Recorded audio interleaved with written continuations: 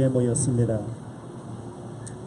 다함께 시편 93편을 교독함으로 예배를 시작하겠습니다. 순서지에 잘 나와 있습니다. 주님, 그들이 주님의 백성을 짓밟으며 주님의 택하신 민족을 괴롭힙니다.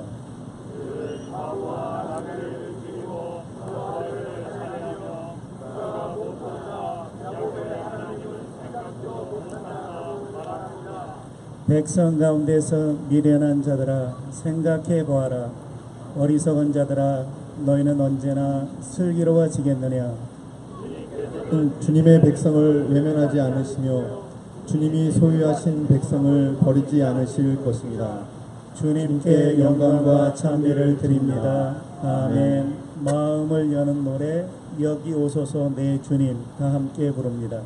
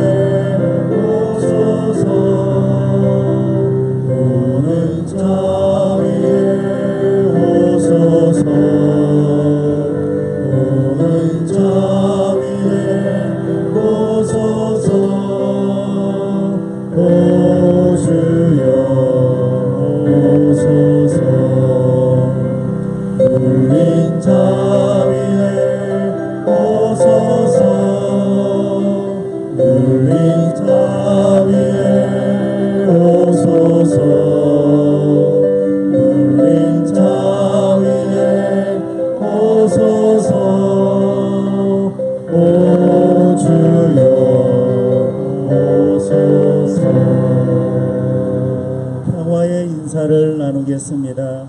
삼위일체 하나님 곧 하늘에 계신 성부와 우리의 구원이신 성자와 생명을 주시는 성령께서 우리에게 은총과 평화 주시기를 원합니다.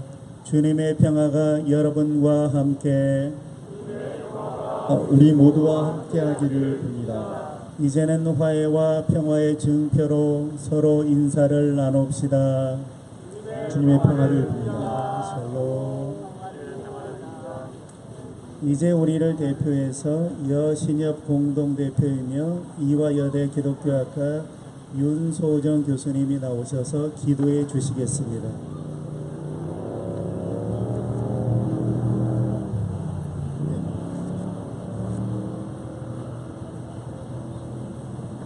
기도하시겠습니다. 생명과 평화의 하나님, 저희들이 한자리에 모여 현 한국 상황을 생각해보고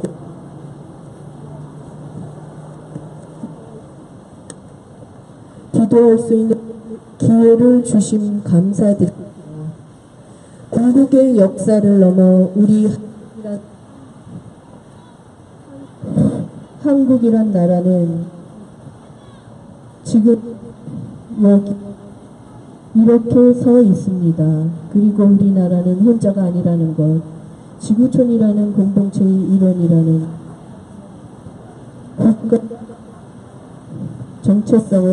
국가적 정체성을 확립해가는 단계에 있음을 깨닫습니다. 당연히 성장해 나가는 과정에서 많은 사람들의 다른 의견과 논쟁 우리는 압니다.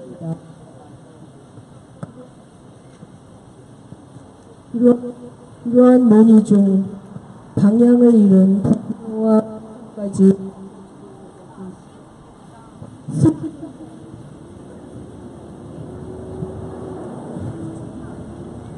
슬픈 현실입니다. 이 상황에서 우리가 당신의 사랑을 다시 느낄 수 있도록 역사하여 주시옵소서.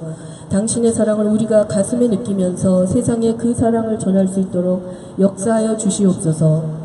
성 프란시스코가 말씀하셨듯이 우리를 도구로 쓰셔서 미움 있는 곳에 사랑을, 다툼이 있는 곳에 용서를, 분열이 있는 곳에 일치를, 그릇됨이 있는 곳에 진리를, 절망이 있는 곳에 희망을 가져오는 역사를 이루소서. 우리의 모임이 한국의 역사에서 이러한 도구가 될 수 있도록 역사하여 주소서. 고향을 떠나 갈 곳 없는 21세기의 유목민들을 돕는 동시에 그에 대해 반감을 가지고 두려워하는 이들의 상처도 감싸주소서. 이 모든 일들이 당신의 능력이라면 그 기적처럼 해결될 것을 우리는 굳건히 믿습니다. 이 모임에서 당신의 은총을 보여주시고 우리의 마음과 행동을 주관하여 주시옵소서. 이 모든 말씀 예수님의 이름으로 기도드렸습니다. 아멘.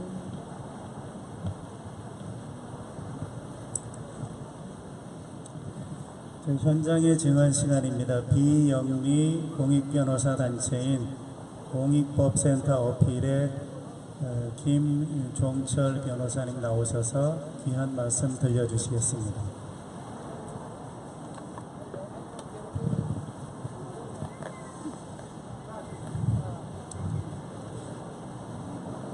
지지난 겨울에 여기 현장에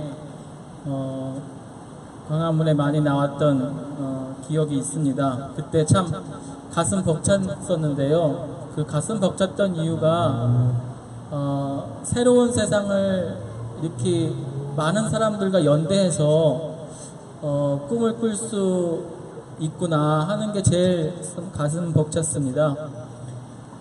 근데 최근에 예멘 난민들이 그 제주도에 온 것을 계기로 많은 적대적인 그런 남의 혐오적인 그런 목소리를 듣고선 많이 절망을 했습니다. 그렇게 혐오적인 그런 발언을 하고 적대감을 표출하시는 분들이 무슨 엄마 부대나 어버이 연합이나 이런 분들이 아니잖아요. 그 중에 많은 분들이 저와 같이 촛불 집회에 같이 있었던 사람인데 과연 우리가 같은 그런 꿈을 꿨던 것인가 그런 생각이 들었습니다. 그러면서 절망적인 그런 마음을 이제 가졌습니다.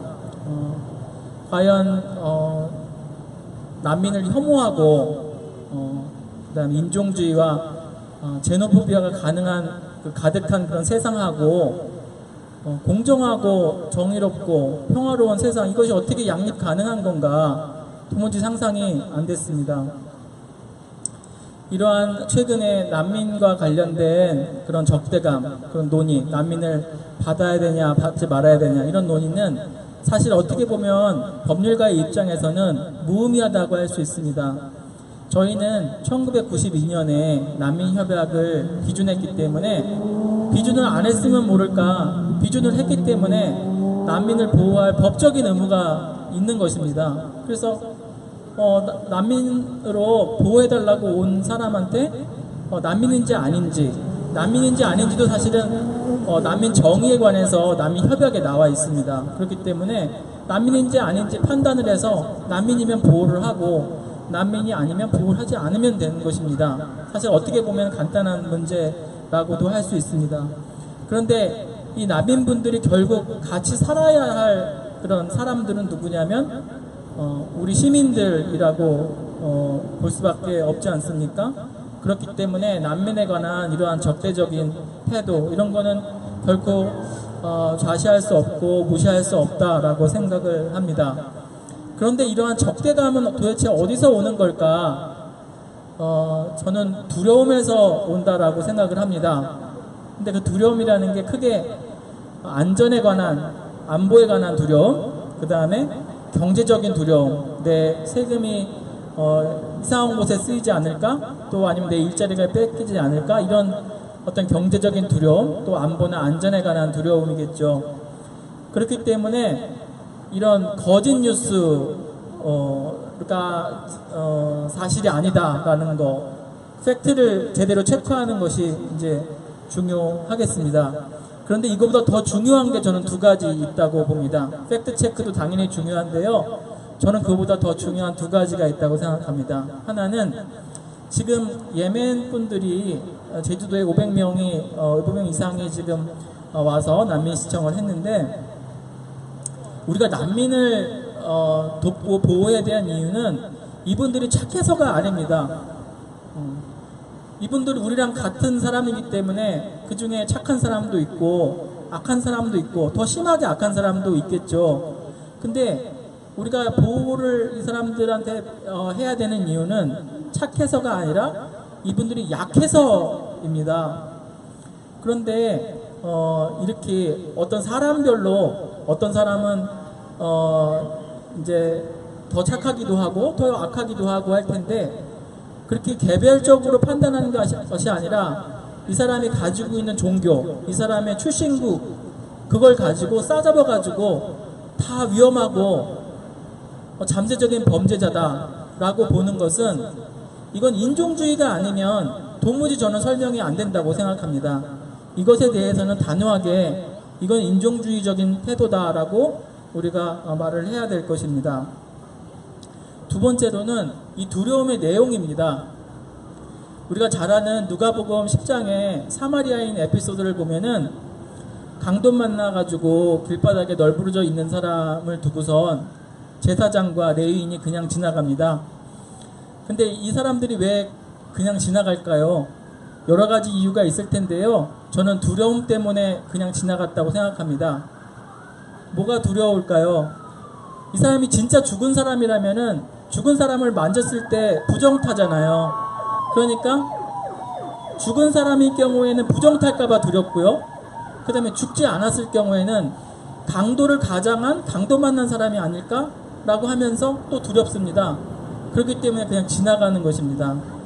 마치 테러를 피해서 우리나라에 난민을 신청하러 온 사람들이 마치 잠재적인 테러리스트로 보는 거하고 똑같습니다. 그런데 이 제사장과 레위인과 달리 이 사마리아인은 이 강도 만난 사람을 이제 도와줍니다. 근데 이 사마리아는 이는 또 어떤 의미에서 무엇이 사마리아인으로 하여금 이렇게 강도 만난 사람을 돕게 만들었을까요? 저는 이것도 두려움이라고 생각합니다. 강도 만나서 널브러져 있는 사람이 돕지 않고 그대로 방치됐을 때 죽으면 어떡할 것인가 라는 두려움, 이 두려움 때문에 사마리아인이 강도 만난 사람을 도왔다고 생각을 합니다. 저희들이 두려움이 어떤 내용을 갖고 어떤 방향을 지금 갖고 있는지 좀 생각해 보면 좋겠습니다. 언론에서 최근 한두 달 사이에 난민과 관련된 뉴스가 쏟아지고 있습니다. 저도 오랫동안 난민과 관련돼서 일을 했지만 난민 이슈는 1년에 한 번 난민의 날 겨우 나올까 말까 한, 언론에 나올까 말까 한 그런 이슈였는데요. 최근에 정말 두 달 사이에 엄청나게 뉴스가 나오고 있습니다. 그런데 이 뉴스를 가만히 보면은 이 난민이 우리나라에 왔을 때 우리에게 얼마나 위험한가 위험하지 않는가, 여기에만 초점을 맞추고 있습니다. 얼마나 부담이 되는가 부담이 되지 않는가, 여기만 초점을 맞추고 있습니다. 이분들이 돌아갔을 때 아니면 이분들이 떠나온 그곳은 얼마나 위험한가, 거기에 대해서는 거의 주목을 하고 있지 않다는 것입니다.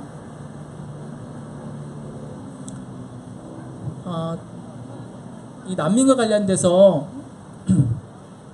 이런 소설이 생각났습니다. 그 그리스의 작가이자 사상가인 카자찬스키라는 분이 쓴 소설 중에 예수 다시 십자가에 못 박히다라는 그런 책이 있습니다.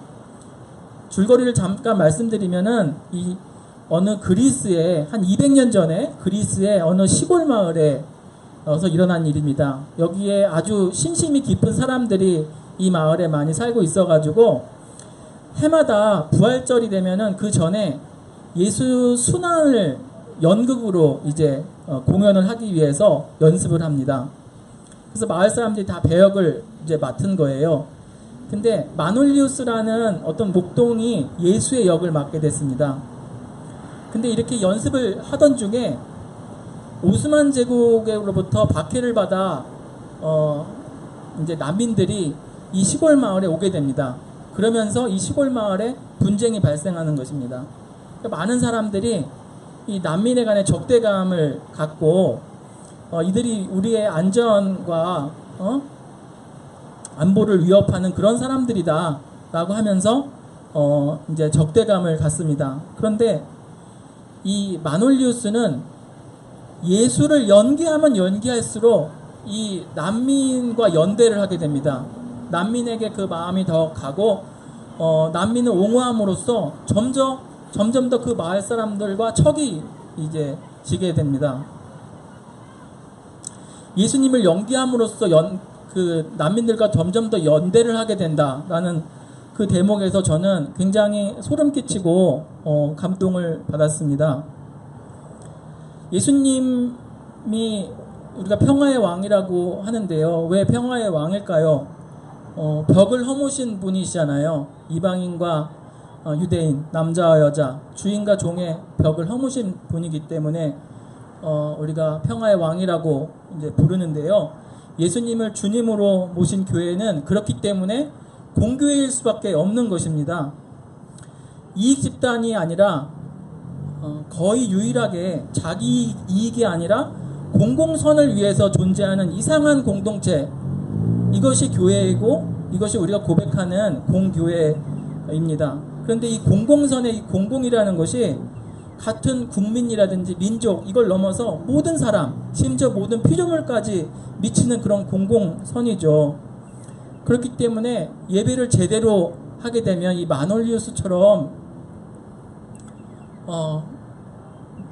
이제 공공선에 더 헌신하게 되고 약한 사람들과 연대를 해야 되지 않나. 우리가 사도신경에서 거룩한 공교회를 믿는다고 암송하면 할수록 나의 이익이 아니라 내 주변 사람의 이익, 나아가서는 모두의 안녕을 바라야 되지 않나, 그런 생각을 하게 되었습니다.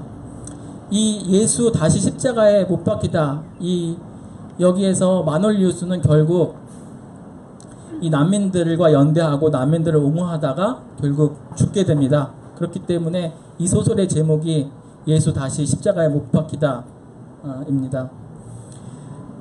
우리가 예배 때 부르는 그런 찬양들 보면은 사실은 제정신을 가지고는 부를 수 없는 찬양이 너무 많습니다. 예수님 따라서 나도 따라 죽겠다라는 그런 찬양인데 우리의 삶과는 너무 괴리가 많은 거고요. 그 다음에 2018년 한국 사회를 사는 그리스도인들한테는 너무 적실성이 없는 그런 노래들이 많이 있습니다. 그런데 이 노래대로 사는 거의 유일한 사람이 정우성이라고 생각합니다. 최근에 정우성은 사실은 평판으로 먹고 사는 배우인데 지금 난민에 관해서 엄청나게 그 적극적인 옹호를 해가지고 많은 사람으로부터 지금 지탄을 받고 또 악플에 시달리고 있습니다. 이 사람이 자기 평판을 이제 잘 관리하면서 그냥 어중간하게 이제 말을 하면 될 텐데 적극적으로 난민들을 옹호하면서 자기의 평판을 굉장히 위태롭게 만든단 말이에요. 마치 이 마놀리우스처럼 말입니다. 이제 난민과 관련된 이슈를 가지고 이제 사람들이 난민 위기다, 또 난민 문제다 이렇게 프레임을 하는데 저는 우리 그리스도인한테 이것은 도전이고 기회다라고 생각을 합니다. 우리가 예배를 통해서 주님을 적극적으로 연계하면 할수록 난민과 연대를 해서 우리가 부르는 그런 노래대로 살 수 있으면 좋겠습니다. 감사합니다.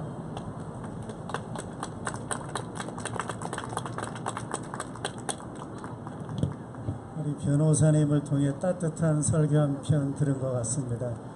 공익 변호사로서 사회적 약자를 계속 수고해 주실 것을 부탁드리겠습니다. 이 시간은 생평마당 사무국장 안동석 목사 나와서 성경 읽어 주시겠습니다.